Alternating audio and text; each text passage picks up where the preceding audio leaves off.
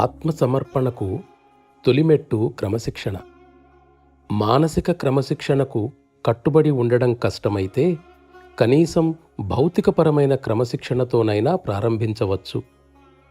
ఆ తరువాత గురువు సమర్థత మనసులో స్థిరపడితే, శిష్యుడు కూడా నిజమైన సత్యాన్వేషకుడే అయితే మానసిక సమర్పణ తనంతట తానుగానే పెంపొందటం ప్రారంభమవుతుంది. నిచ్చెన మొదటి మెట్టు మీద పాదం మోపగానే తరువాతి మెట్టు తనంత తానుగానే దృష్టిలోకి ఏ విధంగా వస్తుందో, అదే విధంగా మనం సాధన గనక మొదలుపెట్టినట్లయితే, ముఖ్యంగా గురువు యొక్క యోగ్యతలపై నమ్మకం కుదిరిన తరువాత ప్రేమ, భక్తి తమంతట తాముగా పెంపొందడం ప్రారంభమవుతుంది. నా సహచరులందరిలోనూ సాక్షాత్కారం కోసం తపన నిజంగా ఉందో లేదో నాకు సరిగ్గా తెలియదు.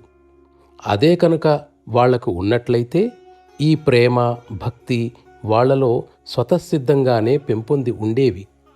దానికోసం హృదయంలో ఆసక్తి ఉండాలి. ఆసక్తి కేవలం లక్ష్యం మీద దృష్టి దృఢంగా నిలిపినప్పుడే పెంపొందుతుంది.